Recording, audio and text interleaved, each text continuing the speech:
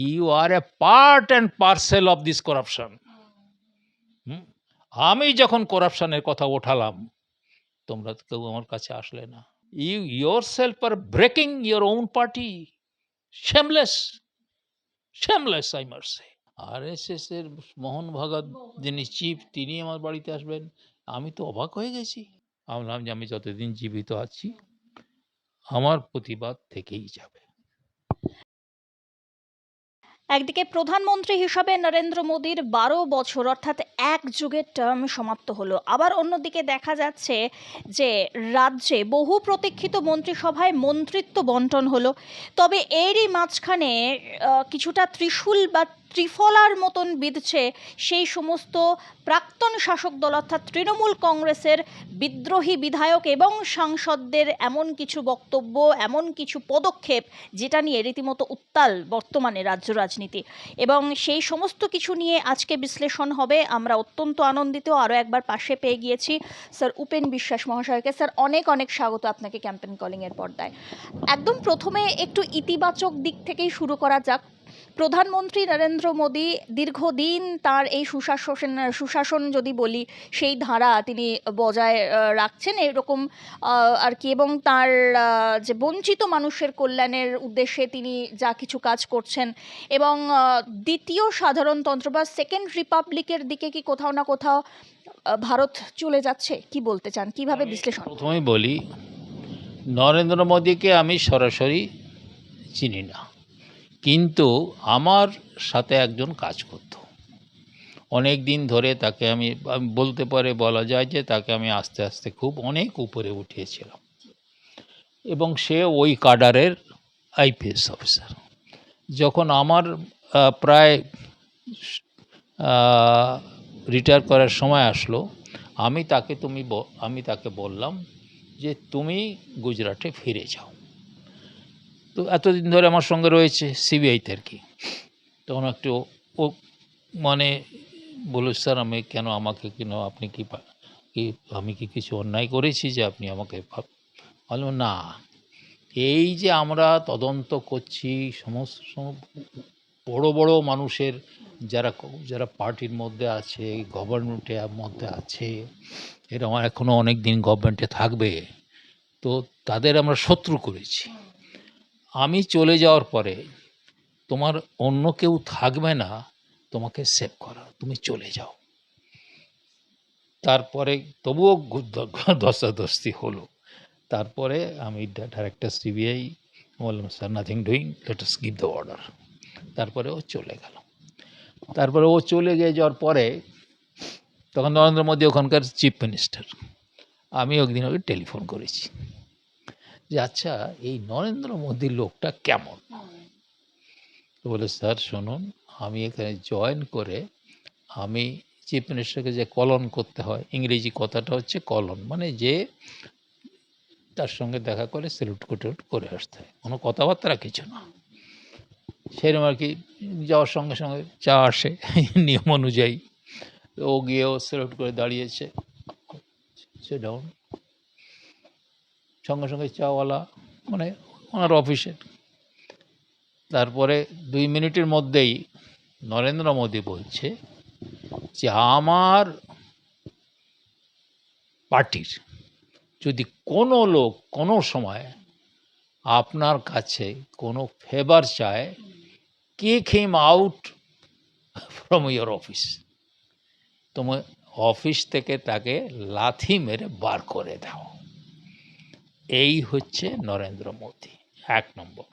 2 নম্বর, আমি একবার টেলিফোন করছি ওর, আমাদের ওটা তো গেল, তুমি আমাকে বলো, আমরা তোমাকে নিয়ে অনেক দিন ধরে আমরা এই সব দুর্নীতি তদন্ত করেছি, উনি কীরকম সৎ। বলে এইরকম সৎ স্যার আমরা তো অনেক কাজ করেছি, এইরকম সৎ ভারতবর্ষে বোধহয় আর কেউ নেই। অতএব নরেন্দ্র মোদীকে আমার কিছু নলেজ আছে। আচ্ছা,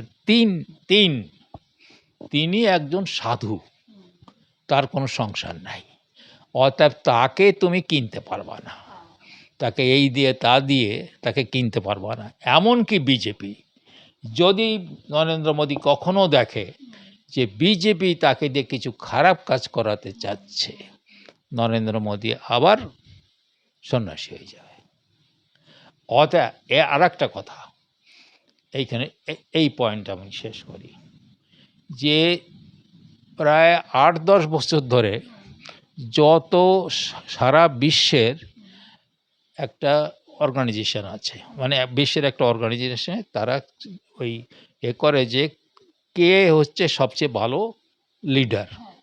তো সেই লিডারে দেখা যাচ্ছে কি Narendra Modi for the last 10 years সেই নাম্বার ওয়ান। অর্থাৎ এই জায়গায় নরেন্দ্র মোদী এসেছেন। এই উপলক্ষে আমি আর একটা কথা বলে এইটা শেষ করতে চাই। এবারে যখন পরিবর্তন হলো বা মানুষ পরিবর্তন নিয়ে আসলো, তখন ওই যখন ওদের ব্রিগেডে সভা হয়, ওই সেই দিনই যে শপথ গ্রহণ করলো ওনার সামনে, উনি এসে আর অন্য যারা অফিসার হয়, যারা প্রধানমন্ত্রী হয়, তারা এভাবে নমস্কার করে এর মুক্ত। উনি পশ্চিমবঙ্গের মানুষকে ষষ্ঠাঙ্গে প্রণাম করে এই পশ্চিমবঙ্গের মানুষকে প্রণাম করলো সে। এইটা আমি বলবো শুধু ভারত মানে এই পশ্চিমবঙ্গে না, ভারতবর্ষে এমন একটা ঘটনা হয় না। এইবার প্রশ্ন আছে, যারা এখানে মন্ত্রী হলেন, আপনারা কি ষষ্ঠাঙ্গ প্রণাম করেছেন? পূর্বতন শাসক দল বা তৃণমূল কংগ্রেস, যারা 3 টার্মে বাংলাকে শাসন করে এসেছে, তবে দেখা যাচ্ছে এবারে তাদের ভিতরেই একদম বিরাট পরিমাণে তাসের ঘরের মতো ভাঙন অব্যাহত। 1 সপ্তাহের মধ্যে সুখেন্দু শেখর রায়, সুস্মিতা দেব টানা 3 রাজ্যসভার সাংসদের ইস্তফা, অন্যদিকে একাধিক সাংসদের এনডিএ ঘনিষ্ঠ হওয়ার জল্পনা। বিষয়টিকে কিভাবে দেখতে চান? না, দেখুন, আমি দেখতে চাই, আমি যদি একটা কথা বলি, যে 6 বছর আগে, 5-6 বছর আগে, আচ্ছা আমি তো 10 বছর তৃণমূলে ছিলাম, তো 6 বছর আগে আমি আমার বোন হচ্ছে এখানকার চিফ মিনিস্টার ছিলেন, এবং আমার তার সঙ্গে যা কিছু এতদিন ধরে অনেক কিছু কথা বলেছি। তো কিন্তু দাদা ভাইয়ের সম্পর্কটা কিন্তু এখনো আছে। আমি তাকে কিচ্ছু না বলে একবার লিখিতভাবে আমি রিজাইন করে চলে আসলাম। আমি যদি বলি, মহারাজরা তখন তোমরা কোথায় ছিলে? একজন লোকও তোমরা আমার সঙ্গে কথা বলো নাই। আজকে যারা বলছো যে এই সমস্ত হচ্ছে, তো আমিও তো জানতাম এইগুলো হচ্ছে, বলেই তো আমি দেখলাম যে এনাফ ইজ এনাফ। কেন আর একটা আমার ওর সাথে শর্ত ছিল যে আমি আর একটা টার্ম থাকবো, আমরা যে পুরোটা কমপ্লিট করবো না, তবে মোটামুটি করে যাব। এবং তাও আমাকে একটা কর্পোরেশনের chairman of the rank of cabinet minister রেখেছে। তো আমার সেই সময় আমারও তো মনে মনে একটু যদি বলি যে একটা লোকও তৃণমূলের লোক আমার কাছে আসলো না আর বলল না যে উপেন্দা, সবাই আমাকে উপেন্দা বলতো, যেহেতু ও বলতো আমাকে উপেন্দা, তাই আমি সবার উপেন্দা, সে ছোটো বড় সবারই আমি উপেন্দা, মানে তৃণমূলের। তো তারা তো কেউ আমাকে সে বলল না আমরাও চলে যাব। তাহলে কি হতো? আজকে যেটা তোমরা বলছো এর তো কোনো মূল্য নেই, মূল্য নাই। মানুষ তোমাদের চায় না।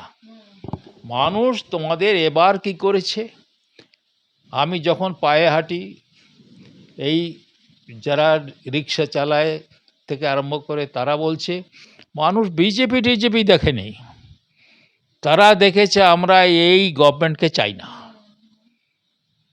হ্যাঁ, আমরা আর কি, যে ইলেকশন কমিশন যেভাবে ইলেকশনটা করিয়েছে সেন্ট্রাল ফোর্সকে দিয়ে, আমি বলবো তাহলে তারা এইভাবে মানুষ ভোট দিতে পেরেছে, ভোট দিয়ে তাদেরকে বার করে দিয়েছে। তাহলে প্রশ্নটা হচ্ছে, এখন তুমি বলছো যে এরকম ছিল, এত খারাপ ছিল, আমরা কথা বলতে পারতাম না, এই বলতে পারতাম না। তোমরা তোমরা সব লেখাপড়া যারা মানুষ, তোমরা এইটুকুন তোমাদের সাহস হলো না যে বলার। আমাকে তো একবার মমতা ব্যানার্জি উপদেষ্টা বানিয়েছিল, অফিসিয়ালি, যে আমি অ্যাডভাইস করব তাদের, পার্থকে দিয়ে, মানে পার্থ চ্যাটার্জিকে দিয়ে একদম ইয়েকে দিয়ে ডেকে, তোমাদেরকে ডেকে বলে দিয়েছিল এখন থেকে উপেন্দ্রা আমাদেরকে অ্যাডভাইস করবেন। তো আমার এই অ্যাডভাইস তো করব, হ্যাঁ। তো এই যখন প্রথম ইলেকশন হলো, তখন ওই কালো টাকা দিয়ে সবাইকে দেওয়া হয়েছিল। তো আমি একজনকে জিজ্ঞেস করেছিলাম তৃণমূলের, যে এই টাকাটা তোমরা নিলে কেন? আমি তো নেই। তা নিয়ে তো কেস কাছারিও হলো, এর বিরুদ্ধেও হলো। তো তখন সে বলল, যে দা, যদি মমতা ব্যানার্জি না বলতো, তাহলে কি মুকুল রায়ের মানে সাহস ছিল, সাধ্য ছিল যে আমাদের এই টাকা দেয়, এই কালো টাকা আমাদের দেয়? আপনারা you are a part and parcel of this corruption. আমি যখন করাপশনের কথা ওঠালাম, তোমরা তো কেউ আমার কাছে আসলে না, চুরি করেও তো বলতে পারতে যে উপেন্দা এই হচ্ছে, তারা করলে না। সেইখানে আমার দুঃখ, সেইখানে আমার অভিমান, যে এই কাজটা করলে না কেন তোমরা।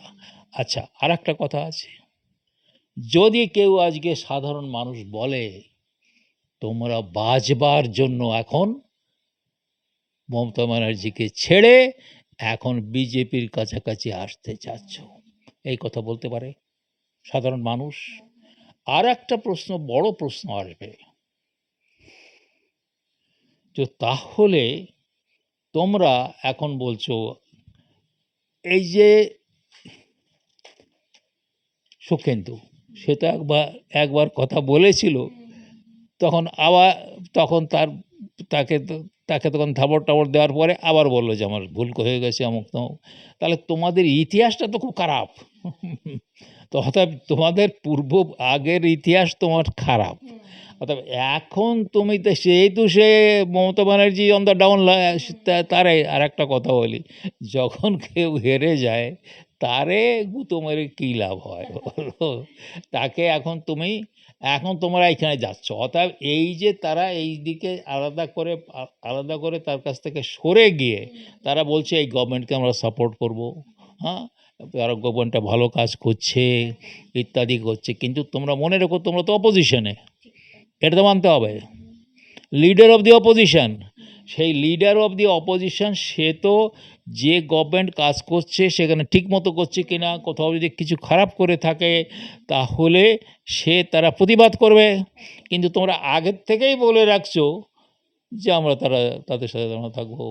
একদম। তো স্যার, সেই কথারই পরিপ্রেক্ষিতে এই প্রশ্নই উঠে আসে যে কাকলি ঘোষ দস্তিদার তিনি চিঠিতে স্পষ্ট উল্লেখ করেছেন যে তারা বিজেপিতে যাচ্ছেন না, কিন্তু এনডিএকে তারা আর কি দূর থেকে সাপোর্ট করছেন। তো এই এনডিএকে দূর থেকে, মানে অন্য একটি ব্লক হিসাবে সাপোর্ট করা, এটা জাতীয় রাজনীতিতে কতটা গুরুত্বপূর্ণ বলে বা তাৎপর্যপূর্ণ বলে মনে করেন? না, এবার এই জিনিসটা একটু হেজি এখনো আছে। কেন অম্বেরলা এখনো আসে, কোথাও বাইরে আছে, এখন সে কোনো, মানে এটাকে সে তো সবাইকে ডাকবে, তবে তো জিনিসটা হবে। কিন্তু ওরা সবাই কাগজ পাঠিয়ে দিয়েছে, আমি এইটুকুন ধরবো, কাগজ পাঠিয়ে দিয়েছে। এইবারে একটা প্রশ্ন আছে, যে সেখানে নাকি শুভেন্দু উপস্থিত ছিল, এবং বিজেপির যে একজন মানে উচ্চ স্তরের তার বাড়িতেই হচ্ছে এই সমস্ত আলোচনা হয়। এখন কাগজের লোকেরা কি বলছে, আজকে যদি তুমি আনন্দবাজার ধরো বা অন্য কোনো কাগজ ধরো, যে তারা বলছে কি যে তাহলে এই BJP is in the picture. এই কথাটা কিন্তু মানুষ কি ভালো করে দেখে নেবে? হুম, তো এই একটা বড় প্রশ্ন থেকে যাবে। এনডিএতে যদি এদেরকে নেওয়া হয় বা নেওয়া হয়ে গেছে, এখন যেরকম কথাবার্তা হচ্ছে তাতে হয়ে গেছে, কেন তারা বলে দিয়েছে যে আমরা সেইখানেই বলবো, ওই যেখানে বিজেপির যে জায়গায় বসে তা আমরা সেইখানে বলবো এবং তাদের আমরা সাপোর্ট করব। তো তাহলে কি দাঁড়াচ্ছে, আরও এইটা যদি বিজেপির মানে একজন বড় মাপের মানুষের বাড়িতে বসে না হতো, তাহলে কেউ ক্রিটিসিজম করার কোনো জায়গা থাকতো না। তাহলে কি দাঁড়াচ্ছে, আবার যদি আমি অন্য দিক থেকে দেখি, যদি সত্যিকারে তোমাদের এখন মানে তোমরা এখন বুঝতে পেরেছো যে কোথায় তোমাদের ভুল হয়েছে, ঠিক মতো হয়নি, এখন থেকে আমরা ভালো হয়ে থাকবো, অতএব এখন যদি ভালো হয়ে থাকতে হয় তাহলে একটা জায়গা হচ্ছে নরেন্দ্র মোদী, তাই তো? তাই বলা হচ্ছে নরেন্দ্র মোদীই করেছে, বলছে নরেন্দ্র মোদী। আচ্ছা, আর একটা কথা বলি, যে বিজেপির যে কোনো ডিসিশন হবে সেখানে নরেন্দ্র মোদী আর একটা লোক আছে না, না, অজিত তো আমার ব্যাচমেট, তো না, হুম, যে এবারে এইবারে একটা আমি কথা বলি, একটা মানুষ, আমি তার নাম করছি না এখন,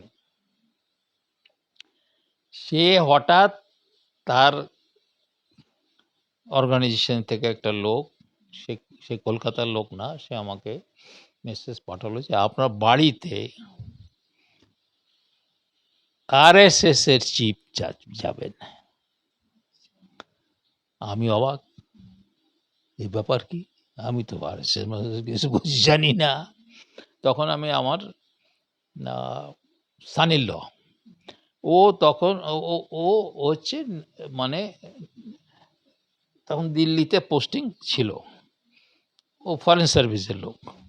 আমি ওকে টেলিফোন করলাম যে এই আরএসএস ব্যাপারটা আমি কিছু বুঝি না, আর হঠাৎ আরএসএস এর মোহন ভাগত যিনি চিফ তিনি আমার বাড়িতে আসবেন। আমি তো অবাক হয়ে গেছি, আমি তো আরএসএস মধ্যে কিছু জানি না। তো আমি আপনি কিছু, আমি দুটো পাতা আপনার কাছে পাঠিয়ে দিচ্ছি, এসব আমি ওটা ভালো করে পড়ে নেবেন। তারপরে একটা কথা সে বলে ফেলল, আজকে আমি সেটা বলে দিচ্ছি। বলে সে ঠিক করে কে প্রধানমন্ত্রী হবে। ওকে, অতএব তাহলে আমার ধারণা যে নরেন্দ্র মোদী এবং মোহন ভাগতকে কথা না বলে এরা এদেরকে এনডিএতে নেবে, আমার তো মনে হয় না। I may be wrong.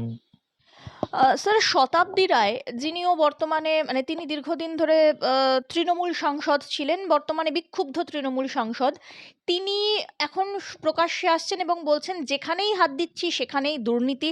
যতটুকু জানা ততটুকুনই আমাদেরকে জানানো হতো, তাতে কোনো বিশেষ কোনো পদক্ষেপ আমাদেরকে জানিয়ে কোনো কিছু কাজ করা হতো না, সবসময় বলা হতো ভুল বোঝানো হচ্ছে তোমাদের। তিনি আরও বলেন নেত্রী হিসাবে এতগুলি মানুষকে জলে ফেলে দেওয়া হয়। দিদি তো জলে ফেলে দিয়েছেন। না, তাহলে তো আমি তো বললাম যে তাহলে আপনি তো কিছুই পড়াশুনো করেন না, যে এই যে গভর্নর সে বলে গেল অ্যানার্কি,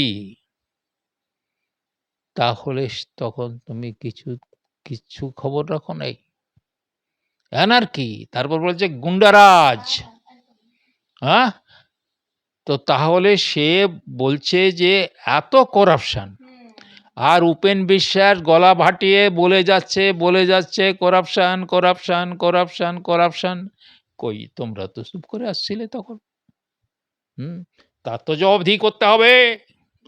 আমি যদি বলি উপেন বিশ্বাস যখন বলল রঞ্জন সৎ, কোটি কোটি লোক তোমরা সেটাকে ঘুরিয়ে দেখালে, তারপরে তো শুরু হলো সেই জার্নি। এখনো আমি যখন এই মিসেস বিশ্বাসকে তার হসপিটালে নিয়ে যাচ্ছি, লোকেরা আমাকে ঘিরিয়ে ধরছে যে আপনি এটা করেছেন, আপনি নিয়ে এসেছেন, আপনাকে এখনো ভরে থাকলে চলবে না।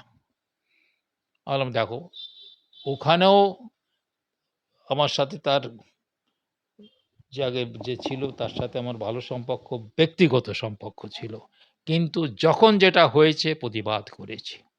অর্থাৎ এই গভর্নমেন্টও যদি ঠিকমতো কাজ না করে, সেখানেও তারা তাই বলছে আপনাকে প্রতিবাদ করতে হবে। আমি বললাম যে আমি যতদিন জীবিত আছি আমার প্রতিবাদ থেকেই যাবে। স্যার, অভিনেত্রী জুন মালিয়া তিনি একবার বলেছিলেন একটি বক্তব্য, সেটি এখন খুব ভাইরাল হচ্ছে। তিনি বলেছিলেন যে 5 তারিখ থেকে বিজেপি কর্মীদের ওপরে ডিজে বাজানো হবে। এদিকে সেই জুন মালিয়া এখন আবার বিক্ষুব্ধদের দলে নাম লেখালেন। শুধুমাত্র তাই নয়, একসময় যারা বিজেপি কর্মীদের ওপরে তথা বাংলার বিজেপি কর্মীদের ওপরে নানা রকমভাবে অত্যাচার করেছিলেন, তাঁদেরকে এই যে এনডিএর সঙ্গে সামিল করা, এই বিষয়ে নিয়ে কি কোনো রকমভাবে বাংলার যারা একদম সর্বস্তরীয় যারা কর্মী সমর্থক রয়েছেন পদ্ম শিবিরের, তাদের কি কোনো রকমে মনক্ষুণ্ণতা বা তাদের ওপরে কোনো বিরূপ প্রভাব পড়বে বলে মনে হয়? পড়তে পারে, পড়তে পারে, বলা যায় না। You can't take people into granted. মানুষকে মানুষকে যদি তুমি ধরে নাও যে তুমি একবার মন্ত্রী হয়ে গেছো বা একটা জায়গায় উপরে উঠেছো, তাহলে তুমি ওই জায়গায় সবসময় থাকবে, এ তো মানুষ মানবে না। আর আর কি হয়, যখন একটা পরিবর্তন হয় তখন মানুষ অনেক কিছু চায়। কেন এতদিন ধরে মার খেয়েছে, খুন হয়েছে, কত বিজেপির লোককে খুন করা হয়েছে, পোস্ট পল ভায়োলেন্স, বড় ফাইল রয়েছে আমার, কত মানুষ মরেছে করেছে। এমনকি কয়েকজনের তো নাম করে তাদেরকে তারা তারা তারা কি কি আচ্ছা, আর একটা কথা বলি, এই ছিল পশ্চিমবঙ্গ। আমি একটু করে ধরছি, এই ছিল পশ্চিমবঙ্গ, ভয়ের পশ্চিমবঙ্গ। সেখান থেকে মানুষ এই পরিবর্তন পেয়েছে। এখন যদি সেখানে কোনো কিছু তোমরা করো যেটা মানুষ চেয়েছিল সেটা হচ্ছে না, তাহলে জেনে রেখো যে অরাজকতার বিরুদ্ধে মানুষ নেমে তোমাদের এনেছে, বা এমনকি কিছু লোক তো এই ইয়েকেও ভোট দিয়েছে, খালি যে মুসলমান ভোট দিয়েছে তা না, হিন্দুরাও ভোট দিয়েছে ইয়েকে, মমতাকে। তো তাহলে তারা কোথায় যাবে? আর একটা কথা বলি, যে আফটার অল সে একটা পার্টি বানিয়েছিল, সেই পার্টিতে বলা হচ্ছে যে সেই পার্টির, আমি এটাও মানতে রাজি না যে সব তৃণমূলেই হচ্ছে গুন্ডা। এটা তো মানতে আমি রাজি না। ধরে নিলাম এবং সেই বড় গুণই হচ্ছে সবচেয়ে বড় বড় গুন্ডা। তারা যখন কোনো হসপিটালে গিয়েছে, তারা নিজেরা ইচ্ছে মতো করে এখানে আমি হাজির হয়েছি, বেস্ট অফ বেড তারা সেখানে নিয়েছে। সাধারণ তৃণমূল হলে তো সেখানে যায় নাই, যেতে পারে নাই। তাহলে এই যে যে যা খেয়েছো, তো এই অধিকাংশ শিক্ষিত লোক বা শিক্ষিত না হোক, তারা মাতব্বর, তারা তৃণমূল, মমতা ব্যানার্জি যাদেরকে বলেছে যে এই আমার সবচেয়ে ভালো ভালো লোক, এই আমার সবচেয়ে ভালো কাজ করে, বালু আর একজন, তো সে তারাই সমস্ত ভালো। তো তাহলে মানুষ কোথায় যাবে? আর একটা কথা আছে, যে এটাও কি আমরা বলতে পারি যে ওই তৃণমূলের কিছু লোক তারা বলল, আমি এই বিক্ষোভদের কথা বলছি না, যে আমরা ওই যা কথা বলা হচ্ছে যে কংগ্রেসে যাও, আমরা যাব না। তারাও তো বিক্ষুব্ধ হতে পারে, হ্যাঁ, হতে, এতে গ্যারান্টি আছে। তো সেইখানে সে কমান্ড দিয়ে বলতে পারবে যে তোমরা সব কংগ্রেসে চলে যাও, তাহলে তুমি নিজেই তো কুড়োল দিক কাটছো। তাহলে তুমি যাকে তৈরি করেছিলে, যাকে তৈরি করলে, সেই তাকেই তো তুমি কুড়োল দিয়ে কেটে দিচ্ছ। এটা তো আমার কাছে, I feel very sad about it. After all আমাদেরকে তখন তুমি অনেক কথা বলে উপেন্দা আসতে, এবার না হলে আর কোনো দিন হবে না, আসতেই হবে আসতেই হবে, এবং তো একবার তো দু একবার থাকবেন, তারপরে চলে যাবেন। তো আমরা তখন গিয়েছি, তো আমাদের প্রতি তুমি এই কাজটা করছো কেন?